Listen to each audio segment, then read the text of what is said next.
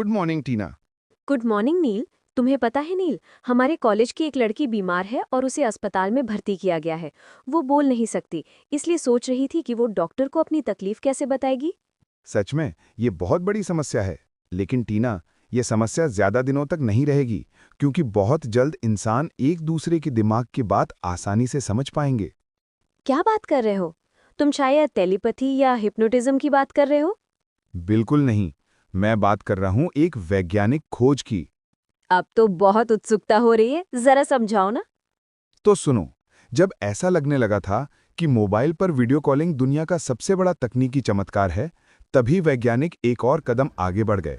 साल था 2014। वैज्ञानिकों ने पहली बार दिखाया कि दो इंसानों के दिमाग आपस में बात कर सकते हैं, बिना कोई शब्द बोले, बिना एक दूसरे को देखे, और वो भी हजारों मील दूर रहते हुए। एक व्यक्ति भारत में था, दूसरा फ्रांस में। उनके बीच दो शब्दों का आदान प्रदान हुआ, चाओ और ओला। कैसे मुमकिन हुआ? क्या उन्होंने पहले से वो शब्द तय कर रखे थे? नहीं, ये पूरी तरह से विज्ञान की नई खोज थी। सोचो, जब तुम मोबाइल पर बात करती हो तो बिना तार के दूसरी तरफ वाला व्यक्ति तुम्हारी आवाज कैसे सुनता है?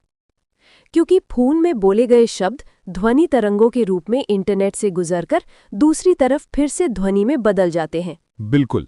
और यहां भी मामला कुछ ऐसा ही है। दिमाग की तरंगों को ईईजी नाम की मशीन पकड़ती है। उस डेटा को डिजिटल कोड में बदला जाता है, फिर इंटरनेट के जरिए दूसरे व्यक्ति तक भेजा जाता है। वहां ट्रांसक्रेनियल मैग्नेटिक स्टिमुलेशन नाम की तकनीक दिमाग में हल्की चुंबकीय तरंगे भेजती है, जिससे संदेश समझ में आता है। ध्यान दो, यहां कहीं भी आवाज या ध्वनि तरंगों का इस्तेमाल नहीं हुआ। लेकिन फिर भी दूसरे व्यक्ति तक सोच पहुंच गए। क्या ये सिर्फ दो लोगों के बीच ही संभव है? मोबाइल की तरह क्या इसमें कई लोग एक साथ बात कर सकते हैं? बिल्कुल सही सवाल। साल 2019 में विज्ञान ने फिर एक कदम आगे बढ़ाया। आविष्कार हुआ ब्रेन नेट का, जिसमें एक साथ 3 दिमाग जुड़े रह सकते हैं। 2 लोग सोच भेजेंगे और तीसरा व्यक्ति उसे समझकर निर्णय लेगा। पहले प्रयोग में तीनों ने सिर्फ सोच के जरिए टेट्रिस गेम खेला था।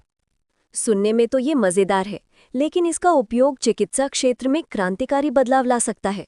सोचो उन मरीजों के बारे में जो बोल नहीं सकते। उनके लिए ये वरदान साबित हो सकता है।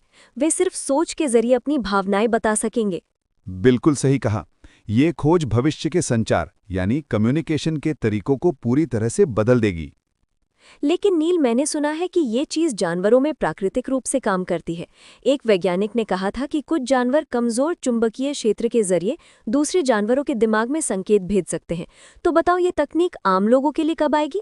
बहुत जल्द, क्योंकि न्यूरोबा नाम की एक स्टार्टअप कंपनी कोशिश कर रही है कि मानव चेतना, कृत्रिम बुद्धिमत्ता यानी एआई और क्वांटम टेक्नोलॉजी को मिलाकर ऐसा सिस्टम बनाएं। वे ऐसा सॉफ्टवेयर बना रहे हैं जो सोच में होने वाली गलतफहमी को कम कर सके।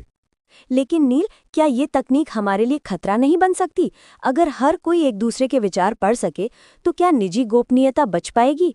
क्या लोग एक दूसरे के मन पर नियंत्रण करने की कोशिश नहीं करेंगे? बहुत अच्छा सवाल।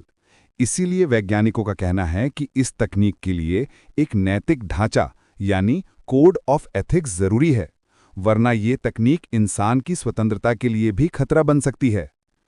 लेकिन इतना तो निश्चित कहा जा सकता है कि दिमाग से दिमाग तक संचार सिर्फ एक वैज्ञानिक जिज्ञासा नहीं है, ये मानव सभ्यता का नया अध्याय बन सकता है। ये चिकित्सा, शिक्षा और मानवीय संबंधों के रूप को पूरी तरह से बदल सकता है।